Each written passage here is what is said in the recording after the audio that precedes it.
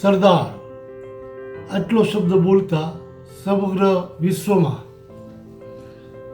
ભારતની આઝાદી પછી આજનું ભારત બનાવવા માટે જેમની બુદ્ધિ, શક્તિ, સંવેદના અને પ્રભાવના કારણે 565માંથી 562 રજવાડાએ તત્કાલીન પ્રથમ ભાવનગર મહારાજ સાહેબ અને પછી ક્રમશઃ 562 રજવાડાએ ભારત સંઘમાં જોડાવાનો નિર્ણય જે કરવા માટે લીડ લીધી એવા સરદાર વલ્લભભાઈ પટેલની 150મી જન્મ જયંતિ જ્યારે સ્ટેચ્યુ ઓફ યુનિટી એકતાનું પ્રતીક માન્ય પ્રધાનમંત્રી નરેન્દ્રભાઈ મોદી આવીને ઝળહળતી રીતે ઉજવવાનો જે નિર્ધાર કર્યો છે એ દિવસે સરદાર પટેલના ચરણોમાં વંદન. સરદાર પટેલ જે છે એના કારણે આજનો ભારતનો નકશો અસ્તિત્વમાં છે એમ કહીએ તો લેશ માત્ર ઓછું નથી.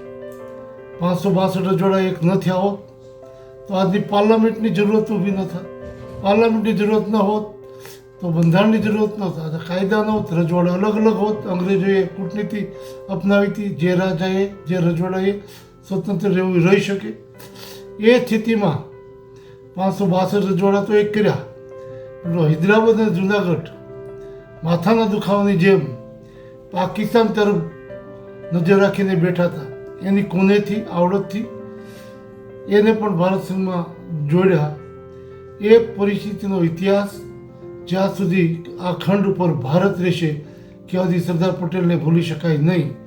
એવું વ્યક્તિત્વ આ વિશ્વમાં એમ કહું એકમાત્ર છે. કારણ કે દુનિયામાં અનેક રજવાડાઓ, અનેક રાજ, અનેક દેશ અલગ અલગ પડ્યા છે.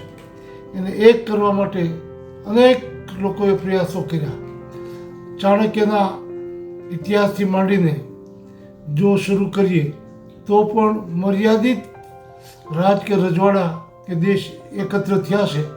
જ્યારે 562 જેટલા રજવાડા એટલે એક રાજ જ ગણાય જે સ્વતંત્ર પોતાનો કાનૂન ધરાવતા હતા, પોતાની આર્થિક વહીવટ ધરાવતા હતા, પોતાની જેલ અને કાયદો પોતાના ધરાવતા હતા. એવા રજવાડાને એક કરવા એ નાની વાત નહોતી, પરંતુ સરદાર પટેલે એ કરી બતાવ્યું. અને એટલા માટે આજે સરદાર પટેલના સમગ્ર દેશ એક શબ્દ બોલે છે, કાશ સરદાર વલ્લભભાઈ પટેલ પ્રથમ વડાપ્રધાન હોત તો કાશ્મીરનો પ્રશ્ન નરેન્દ્રભાઈ મોદી અને અમિત શાહ પાર્લામેન્ટમાં વડાપ્રધાન અને ગૃહમંત્રી બને ત્યાં સુધી રાહ જોતો ન હોત. પરંતુ એમના માટે આ ઇતિહાસ નવો રચવા માટે આ સમયગાળો 75 વર્ષ જેવા આપણે વિતાવ્યા. આપણો જ ભાગ, આપણા જ દેશનો અંગ એક અલગ રીતે 370ની કલમના કારણે બંધારણની અલગતાથી આજ દિવસે વ્યવહાર થયો. અભિનંદન પાત્ર છે નરેન્દ્રભાઈ અને અમિતભાઈ શાહની જોડી, જેમણે દેશની જનતાની જે અપેક્ષાઓ વર્ષોથી હતી એ પણ પૂર્ણ કરી અને સરદાર પટેલનું સપનું પણ પૂરું કર્યું. એટલે સૌને અભિનંદન, વંદન.